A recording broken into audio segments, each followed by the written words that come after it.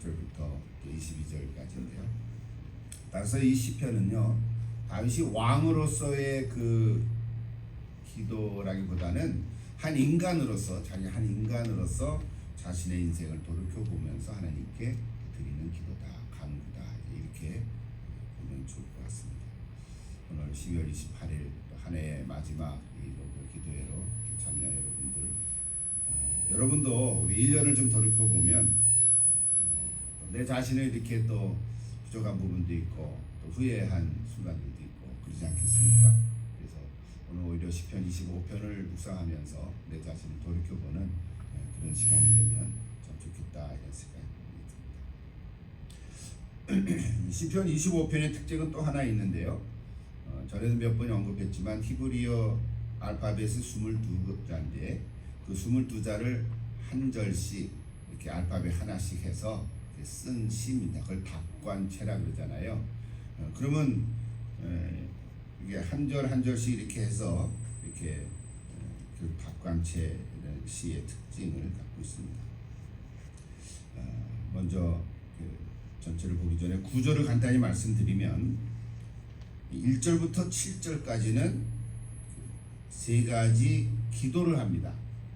다윗의 세 가지 간구가 있고요. 1절부터 3절, 또 4절, 5절, 6절, 7절 이렇게 세 가지 기도 제목이 있고 8절부터 15절은 하나님의 선하심과 인자하심에 대한 다윗의 신앙 고백입니다. 신앙 고백. 중간에 신앙 고백이 들어가 있어요. 그리고 마지막 16절부터 22절은 또 신앙 고백 후에 드리는 7가지의 기도 제목입니다. 간구를 하는 거죠. 그러니까 1절부터 22절 전체를 볼 때 가운데 8절부터 15절이 하나님에 대한 인자하심과 선하심에 대한 다윗의 신앙 고백이고요. 앞뒤로 기도 제목이 3가지, 7가지 이렇게 쓰고 있어요. 전체로 이렇게 생각할 수 있겠죠. 이제 구체적으로 하기 전에 사모가 지금 또 25편을 한번 듣고 한번 불러보십시다. 1절부터 4절로 된 찬송가 버전으로 지었되니까 부르기가 좀 쉬울 것 같아요. 같이 한번 불러보십시오.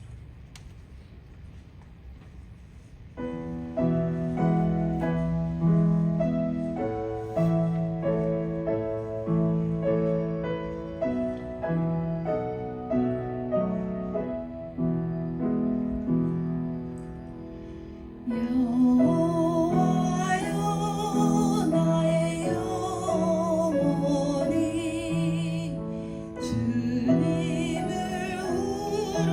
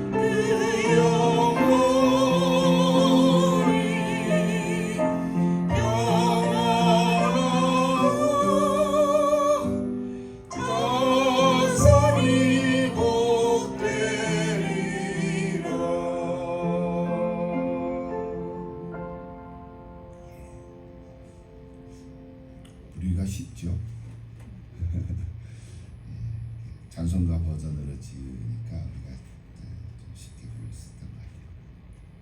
오늘 시편 25편의 그 구절들을 거의 다 많이 이렇게 가사로 썼습니다. 이것만 자꾸 읽어도 시편 25편을 이렇게 묵상하는 거 되니까 혼자 또 이렇게 계속 불러가면 좋겠습니다. 자, 우리 시간이 많지 않지만 그래도 우리 같이 좀 말씀을 찾아보십시다. 먼저 첫 번째 부분은 1절부터 7절이라 그랬죠. 다윗의 간구입니다. 세 가지 간구를 얘기하고 있습니다. 먼저 1절부터 3절을 한번 보십시다. 우리 성경을 이렇게 읽었으니까 같이 읽으면서 좀 울리는 것 같죠. 1절부터 3절 같이 한번 읽어보십시다. 여호와여, 나의 영혼이 주를 우러러 보나이다. 나의 하나님이여, 내가 주께 의지하였사오니 나를 부끄럽지 않게 하시고 나의 원수들이 나를 이겨 개가를 부르지 못하게 하소서. 주를 바라는 자들은 수치를 당하지 아니하려니와 까닭 없이 속이는 자들은 수치를 당하리이다. 자, 다윗이 지금 하나님을 우러러 보는 자신을 부끄럽지 않게 해달라고 간구하고 있습니다. 우리 성경에는 여호와여 나의 영혼이 이렇게 시작을 하지만 그 원어를 보면 순서를 바꿔서 우러러 보나이다 이렇게 동사가 앞에 먼저 나오는 거예요. 그렇다 그래요. 제가 찾아보니까 원래부터 한 건 아니지만 원어 성경을 이렇게 들여다보면 우러러 보나이다 여호와여 나의 영혼이 뭐 이렇게 순서가 됐다는 게 그런 의미는 뭐냐면 굉장히 강조하는 거죠. 동사가 먼저 나온다는 것은 강조하는 표현이거든요. 그러니까 다윗의 마음이 그만큼 간절하다. 하나님을 우러러 보고 싶은 거예요. 우러러 봅니다, 주님. 뭐 이런 거죠, 그죠? 내가 사랑합니다, 당신을. 뭐 이런 거죠. 당신을 사랑합니다. 뭐 이런 게 이제 보통 문장이지만 동사가 먼저 앞에 나온다는 건 강조하는 거예요. 그러니까 다윗이 지금 어떤 마음이냐면, 자, 나를 부끄럽지 않게 해달라. 이 말은 과거에 부끄러운 일들을 행했다는 거죠. 부끄러운 일들이 있었다는 거예요. 기억한다는 거예요. 또 원수들이 나를 이겨서 개가를 부르지 못하게 하소서. 이것도 대적들에게 패배를 당하고 오히려 그 대적들은 승리의 그 축하를 하는 모습을 있었다는 거죠. 그래서 다윗이 자기 인생에서 부끄러움을 당하지 않게 여기 이제 2절 보면 3절도 같이 보면 대적자들에게 짓눌려서 수치를 당하지 않게 달라 그렇게 기도하는 것입니다. 여러분 최고의 삶은 3절에 있죠. 주를 바라는 자들을 그랬어요. 주를 바라는 삶, 주를 바라는 자. 오늘 저와 여러분도 주님을 바라보는 삶을 살아가는데 우리도 똑같은 것 같아요. 살아오면서 수치를 당할 때도 혹 있었고 패배를 경험한 때도 있었을 거예요. 마음이 아팠죠. 그러나 그 순간에 가장 깊은 곳에서는 주님을 바라보는 그런 부분이 필요한데 돌이켜보면 주님을 바라보지 않고 세상을 바라보거나 다른 사람을 바라보거나 심지어 내 자신을 바라볼 때는 내가 수치를 경험하게 돼요. 그래서 이제 다윗이 어떻게 할 거예요? 나는 이제 오직 주님만을 바라봅니다. 그게 고백하는 거예요. 기도하는 거죠. 주님을 바라보는 삶보다 더 복된 것은 없다. 그런 거죠. 그래서 오늘 저와 여러분들 이렇게 고백할 줄 믿습니다. 자, 두 번째 기도를 볼까요? 4절 5절입니다. 또 같이 한번 읽어보십시다. 4절 5절. 여호와여, 주의 도를 내게 보이시고 주의 길을 내게 가르치소서. 주의 진리로 나를 지도하시고 교훈하소서. 주는 내 구원의 하나님이시니 내가 종일 주를 기다리나이다. 이건 너무 귀한 기절이죠. 여호와여, 주의 도를 내게 보이시고 주의 길을 내게 가르치소서. 여기 주의 도 또는 주의 길, 사실은 같은 뜻이라고 봐요. 주의 도와 길 같은 뜻인데 조금 더 의미적으로 본다면 주의 도는 좀 넓은 의미라고 생각할 수 있어요. 도니까 가르침이잖아요. 진리라고 할 수도 있잖아요. 그러니까 주의 도는 좀 넓은 거라면 길은 좀 좁은 의미죠. 좁은 의미로 내가 실제로 걸어가는 길이잖아요. 그래서 도가 인생의 전체를 나타낼 수 있다면 길은 내가 날마다 하루하루 걸어가는 그 걸음걸이를 얘기할 수 있다. 그래서 도, 길 이해할 수 있겠죠.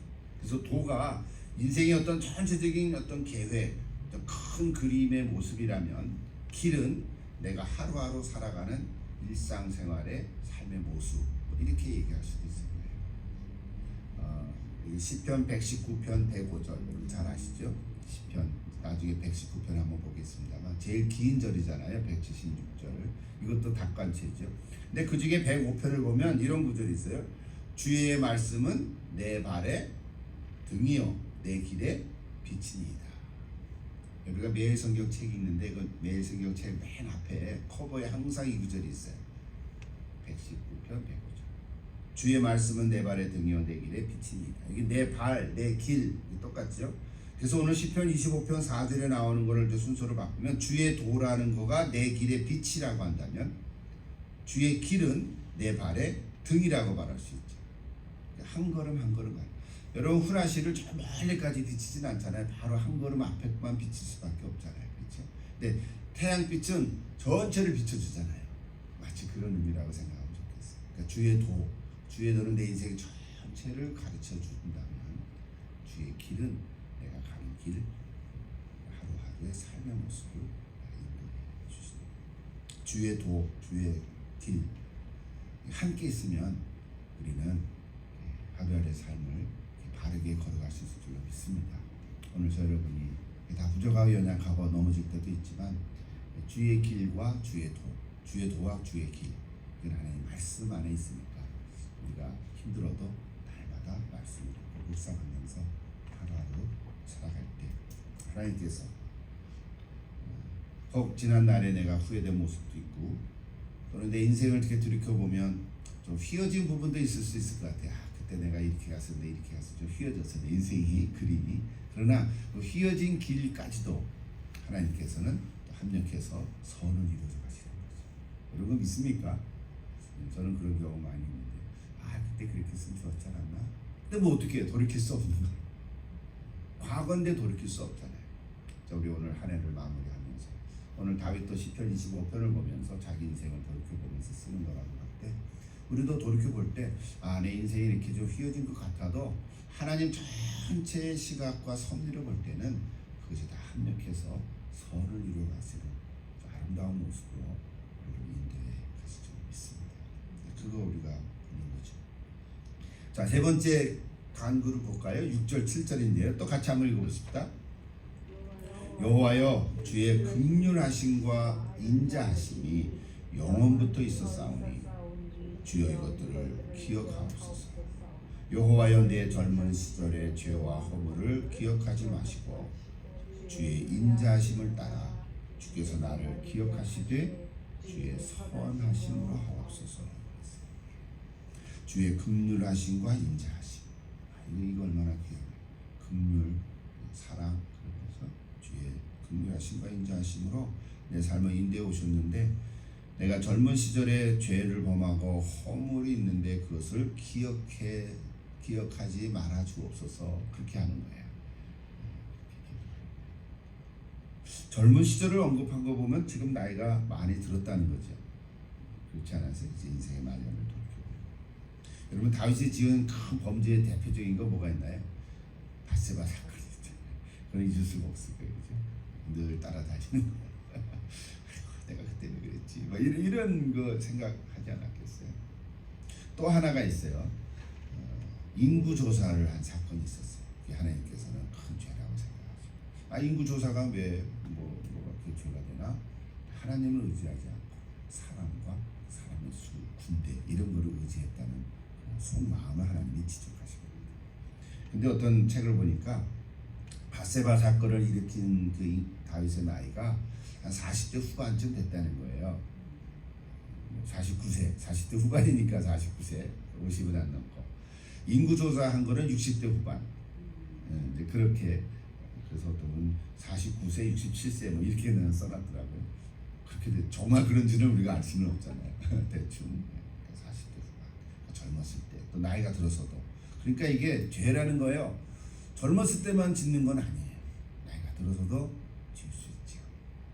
그러니까 이게 그래도 젊었을 때는 이게 뭔가 늘 비전이 있고 가능성이 있잖아요. 꿈이 있고.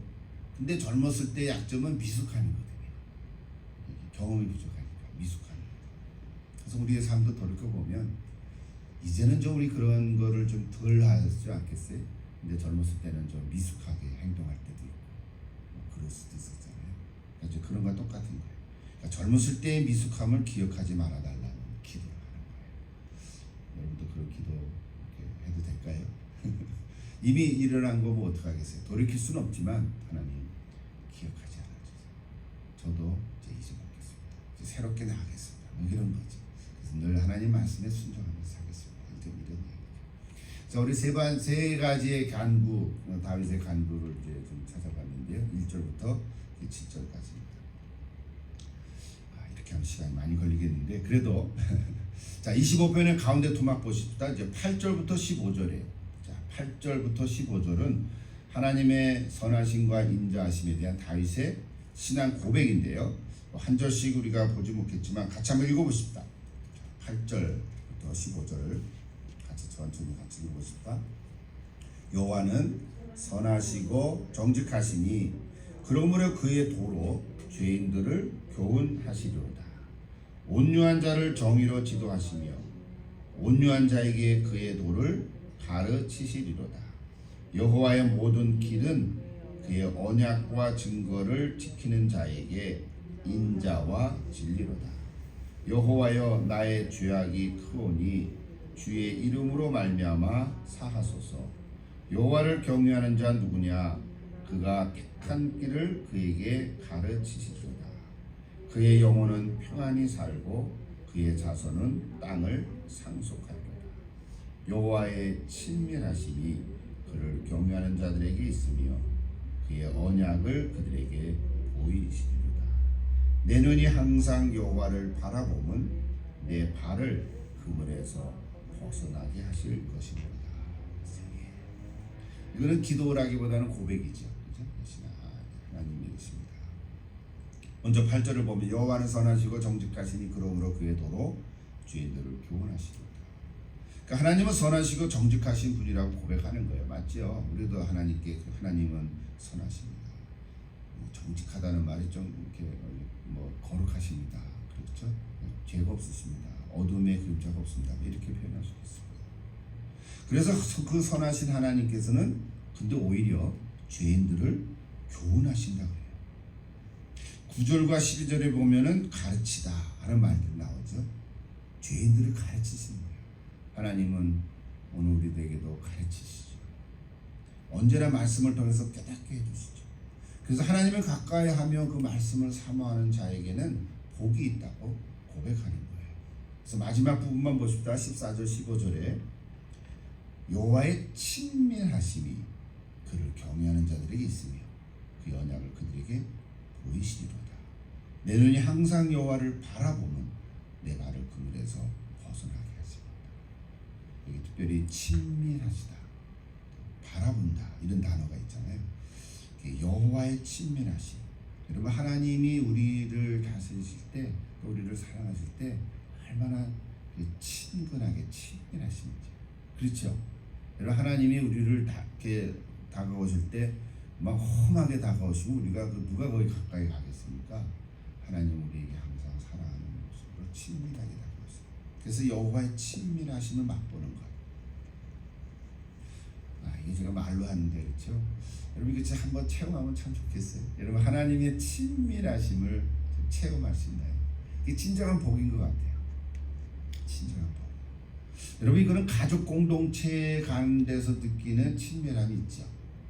여러분 좀 가족 밖에 있는 사람들한테는 아무리 잘해도 친밀한 거하고 좀 다르죠, 그죠? 근데 가족은요 친밀해요. 뭐 허물도 없잖아요. 다 이렇게 친밀한 가족 관계. 이게 참 복된 가족이지, 행복한 거죠. 마찬가지로 하나님의 친밀하심. 이건 말로 할 수는 없지요. 여러분 주님의 친밀하심을 체험해 보시면 좋겠습니다. 주님 나를 사랑하시고 나와 함께 하시는데 나와 얼마나 친밀하신가. 이 친밀한 교제를 한번 해보십시오. 좀 추상적인 것 같잖아요, 그렇죠? 그래도 예수님이 나를 친밀하다는 그 단어. 요한 1세에 가보면 교제라는 단어가 나오잖아요. 그래서 친밀한 교제를 주는 거다. 더 시간이 많이 없어서 좀 늦게 시작하게 됐지만요. 자, 마지막 세 번째 부분 보십시다. 16절부터 22절인데요. 이거 7가지 강구인데요. 한 절 한 절마다 다 기도 제목이 있어요. 한번 같이 읽어보십시다. 16절 같이 볼까요? 16절부터 22절. 주여 나는 외롭고 괴로우니 내게 돌이키사 나에게 은혜를 베푸소서. 내 마음에 근심이 많사오니 나를 고난에서 끌어내소서. 나의 곤고와 환난을 보시고 내 모든 죄를 사하소서. 내 원수를 보소서. 그들의 수가 많고 나를 심히 미워하나이다. 내 영혼을 지켜 나를 구원하소서. 내가 주께 피하오니 수치를 당하지 않게 하소서. 내가 주를 바라오니 성실과 정직으로 나를 보호하소서. 하나님이여 이스라엘을 그 모든 환난에서 속량하소서. 이렇게 이제 끝나는데요. 한 가지씩 간구 제목을 얘기하면 이렇게 16절에서는 은혜를 베풀어 주시기를 기도하는 거예요. 하나님 은혜를 베풀어 주소서. 17절에서는 고난에서 끌어내 주소서. 그렇죠? 여러분도 다 볼 수 있겠죠. 18절에서는 뭐예요?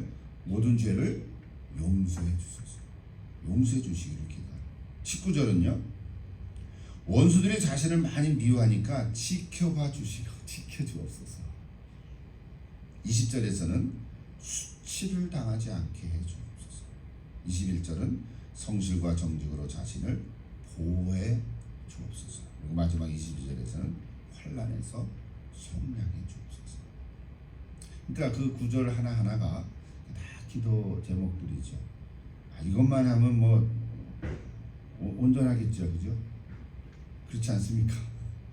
은혜를 베풀어 주시고 고난에서 끌어주시고 죄를 용서해 주시고 또 원수들에게서도 지켜주시고 수치를 당하지 않게 하시고 성실과 정직으로 보호해 주시고 환난에서 속량해 주옵소서. 이 7가지 기도만 해도 우리는 행복하고 복된 삶을 살아갈 수 있을 거예요. 특별히 16절 18절을 보면요. 나는 외롭고 괴로우니 이런 구절이 있어요. 내게 돌이키사 나에게 은혜를 베푸소서. 내 마음에 근심이 많사오니 나를 고난에서 끌어내소서. 나의 곤고와 환난을 보시고 모든 죄를 사하소서. 시간이 많지 않아서 듣지 못하지만 여러분 보통 많은 사람들은 이렇게 생각합니다. 많은 사람들은요 하나님 없이도 충분히 살 수 있다 그렇게 생각을 많이 하죠. 대부분의 사람들은 하나님 없어도 나 혼자 잘 살 수 있어. 그걸 성경은 뭐라 그러면 교만이라는 단어를 쓰잖아요. 하나님 없어도 살 수 있다. 내가 내 인생의 주인으로 살아간다. 그것이 교만의 시작이거든요. 근데 많은 사람들은 하나님 없어도 충분히 살 수 있다 이렇게 자신하면서 살아가는데 그런데 살다가 하나님 없이는 내가 도저히 살 수가 없다 하는 지경에 도달할 때 어떤 그런 사건이나 상황 속에 있을 때 이제는 하나님 없이는 내가 도저히 살 수가 없겠다 라고 하는 상황에 있을 때 가서야 이 고백을 한다. 이제는 나 하나님 없이는 살 수가 없어. 이 고백을 하거든요. 그러니까 처음부터 그러지는 않거든요. 처음부터는 하나님으로부터 멀리 떨어져서 살아간 것 같은데 시간이 지나가 보면 그 다음에 어떻게 느끼냐면요. 하나님이 나를 멀리 하고 계시는 것처럼 느껴지는 거예요. 사실은 내가 하나님을 멀리 떠나간 거거든요. 근데 나중에 보면은 내가 하나님을 찾으려고 그러면 멀리 계신 거예요. 그렇게 느낀단 말이에요. 근데 사실은 어때요? 실상은 하나님이 나를 멀리 떠나간 것이 아니고 내가 하나님을 멀리 따라가는 거예요.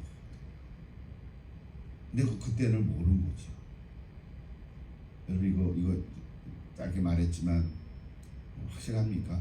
하나님은 항상 우리와 함께하고 계세요. 우리야 다 그렇지만 혹시 아직 믿지 않는 사람이나 또는 믿었지만 하나님과 가까이 하지 않는 우리 주변의 사람들 보면 하나님은 믿는 것 같은데 하나님 멀리 계시는 것 같아요. 그렇지 않습니까? 하나님은 믿긴 믿는데 하나님한테 기도도 잘 못하고 기도해도 좀 먼 기도를 해요. 그냥 하나님 잘 알아서 해주세요. 이 정도 기도하는 거예요. 그러니까 친밀한 관계를 못 갖는 거죠. 그런데 처음부터 그런 게 아니라 처음부터는 내가 하나님 없어도 나 혼자 내 힘으로 잘 살 수 있어. 이제 이렇게 시작을 한 거거든요. 그러다가 이제 나이도 들고 뭐 몸도 망가지고 병도 걸리고 이거는 뭐 사람의 의술로도 못 고치고 뭐 그런 상황에 가면 이제 하나님 계신가? 이렇게 생각하는 거거든요. 그러니까 하나님께 돌아오고 싶은데 그때 뭘 느끼냐면 하나님이 멀리 계신 것 같이 느껴진다. 자기가 멀리 떠나간 거를 생각 안 하고 하나님이 나를 멀리 계신 것 같은 거예요. 그래서 하나님 좀 내게 오세요 그러는 거라. 이미 와 계신데 포인트를 여러분 이제 감춰놨죠. 하나님은 항상 나와 함께하고 계시는데 내가 멀리 떠나갔는데 나중에 또 하나님 찾으려고 하니까 안 보이시고 멀리 계신 것 같아.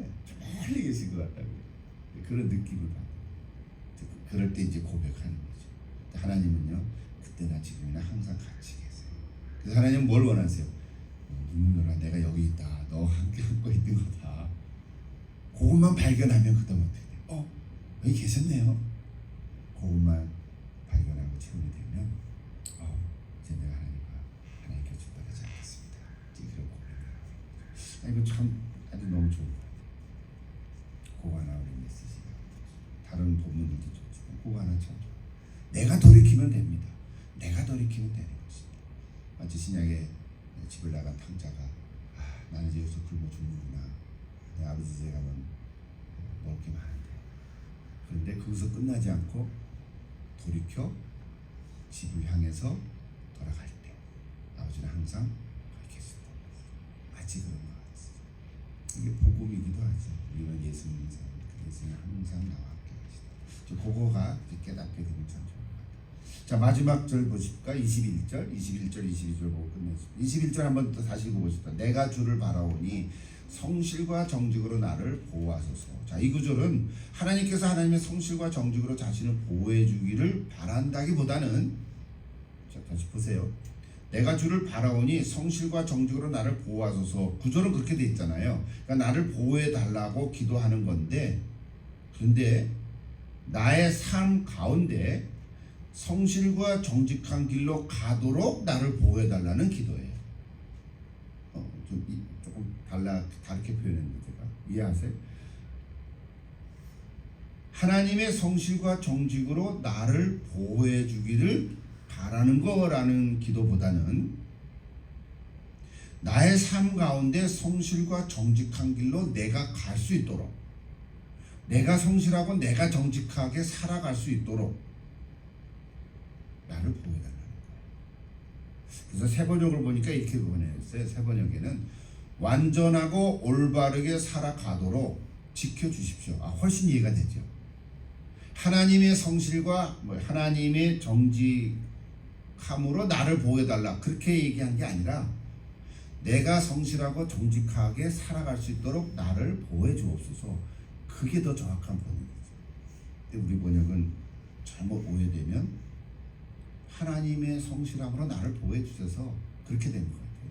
내가 어떤 삶을 살았든지 나를 보호해 주세요. 그게 아닌 거죠. 내가 성실하게 살도록 나를 보호해달라. 내가 정직하게 살도록 나를 보호해달라. 그렇게 기도하는 거죠. 세 번역은 그렇게 됐어요. 그래서 나는 주님만 기다립니다. 이렇게 보는 거예요. 제가 가끔 읽어가는 메시지 성경은 또 완전히 이상하게 됐어요. 한번 들어볼래요? 주님의 솜씨 전부 발휘하셔서 나를 다듬어 주소서. 이건 뭐야? 엉뚱하게 이렇게 번역을 했어. 주님의 솜씨를 발휘하셔서 나를 다듬어 주소서. 완성된 내 모습이 어떨지 몹시 궁금합니다. 너무 멀리 갔지만 그러니까 이 말에 오늘 21절은요. 하나님 내가 성실하게 살도록 내가 정직하게 살도록 나를 보호해 주소서. 나를 인도해 주소서. 그런 기도예요. 자 마지막 22절 다시 한번 같이 읽을까요? 22절 하나님이여 이스라엘을 그 모든 환난에서 속량하소서. 여기 맨 마지막 21절은 이스라엘이라는 단어를 썼어요. 그러니까 지금까지는 다 개인적인 기도인데 마지막 22절에 가서 이스라엘이라는 공동체를 언급을 했어요. 그러니까 나만을 위한 것이 아니라 이스라엘 모든 백성에게도 이렇게 해달라고 기도하는 거죠. 그렇죠? 오늘 저와 여러분도 내 개인을 위해서 기도하지만 또 나만이 아니라 우리 가족 공동체, 우리 교회 공동체, 나아가는 국가 공동체까지도 우리가 기도하는 거지. 하나님 이렇게 해달라고 우리 기도하는 것 같아요. 그래서 다윗이 자기에게만 기도하는 게 아니에요. 이스라엘 전체의 고백이 되게 해주시고 또 하나님을 사랑하는 모든 사람에게도 이것이 적용되게 해달라고. 오늘 말씀을 한마디로 좀 정리하면 저는 제가 보니까 이렇게 표현했어요. 하나님께 매여 있는 것, 매여 있다라는 표현을 썼더라고요. 그래서 내가 인용한 거예요. 하나님께 매여 있는 것보다 복된 삶은 없다. 여러분 하나님께 매여 있고 싶으세요? 네. 자유학 네, 그러면 끝났지. 하나님께 매여 있고 싶어요. 나 하나님하고 함께 하고 싶어요. 하나님과 친밀하고 싶어요. 교제하고 싶어요. 내가 무슨 말을 하자면 다 들으시고요. 뭐 이런 거죠. 그래서 골라서 이런 얘기하면 안 될 것 같아요. 저렇게 좋은 말만 그렇게 하지 마시고 내가 하나님께 매여 있는 것보다 참 복된 삶은 없다. 이제 이런 표현이 좀 인상 싶어서 그러니까 하나님께 매여 있는 것은요 나를 불편하게 하는 것이 아니라 그 매임이 오히려 나를 복되게 하고 최고의 은총이라고 하는 사실입니다. 믿습니까? 예, 우리가 하나님께 매여 있다. 매여 있다. 이거는 구속이 아니고 속박이 아니고 은총이다. 좋은 문장입니다. 오늘 하루도 하나님께서 저 여러분까지 여기까지 인도해 주셨는데 여러분의 개인의 삶, 여러분의 가정, 자녀, 복된 삶이 되기를 바랍니다. 우리 주님 몸된 교회도 하나님께서 함께 하셔서 매임, 하나님께 매임을 받는다. 하나님 나를 하나님과 함께 메어주세요. 뭐 동아리로 메어주세요. 우리는 성령으로 메어주세요. 그렇죠? 성령이 하나 되게 하시고 힘써주세요. 메어주세요. 그래서 주님의 보호와 참 기쁨과 자유를 누리는 저를 다 되시기를 기도합니다. 같이 한번 기도하겠습니다.